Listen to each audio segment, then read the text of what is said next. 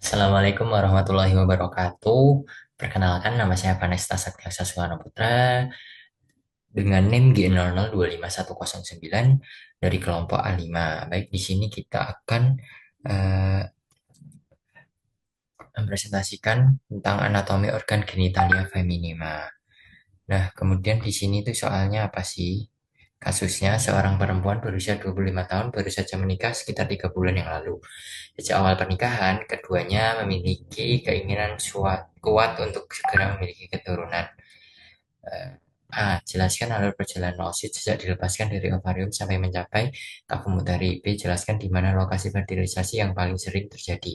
C. Jelaskan mengapa daerah fornix posterior memiliki nilai klinis penting. Kemudian kaitkan dengan prosedur seperti kuldosentesis dan kolpotomi. Alur perjalanan oosit. Pertama, ogonium. Ogonium itu mengalami mitosis. Mitosis yaitu ada metafase, anafase, protase, metafase, anafase, dan yang satunya aku lupa. Di sini sekitar di sini itu folikelnya belum bergerak, jadi kemudian bermitosis menjadi oosit primer. Oosit primer kemudian bermeiosis satu membentuk oosit sekunder. Oosit sekunder di sini udah terbentuk antrum. Jadi itu terjadi pertama kali polar pada badan. Setelah itu eh, kemudian ovulasi dan membentuk ovum atau folikel antral. Folikel antral itu jadi antrumnya lebih besar. Folikel the graft, sorry. Folikel the graft jadi si antrumnya ini lebih besar. Nah, ini,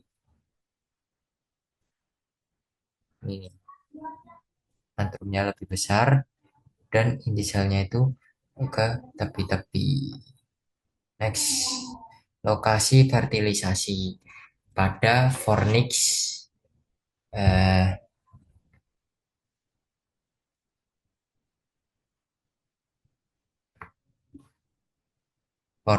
fornix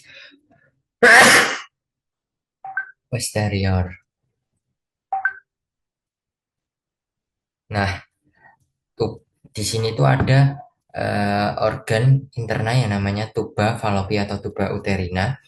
Fungsinya itu sebagai penyalur oosit dan tempat fertilisasi. Khususnya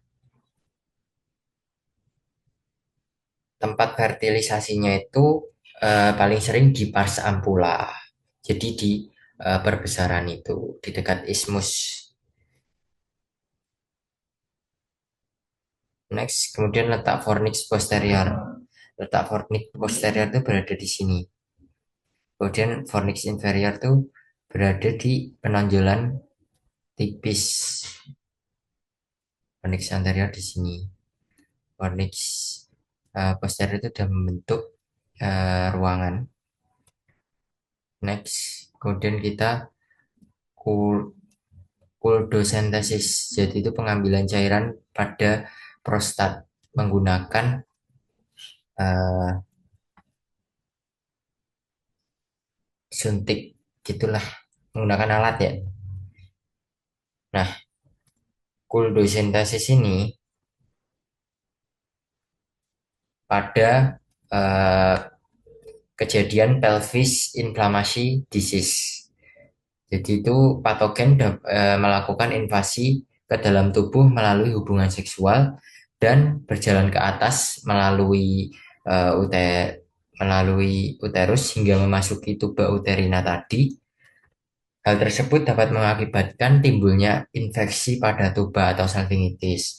Adanya infeksi tersebut dapat disertai dengan adanya kebocoran pus ke dalam kafum peritonei dan mengumpul pada kafum Douglas dan mengakibatkan pelvis peritonitis. Untuk mencegah terjadinya general peritonitis, pus dapat dikeluarkan dengan sayatan pada fornix posterior vagina.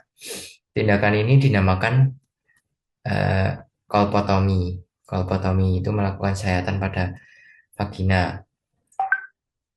Sedangkan pengeluaran cairan eh, dari kafum Douglas dapat dilakukan dengan kuldosintesis. Baik, sekian presentasi dari saya. Bila ada salah kata, mohon dimaafkan. Wassalamualaikum warahmatullahi wabarakatuh.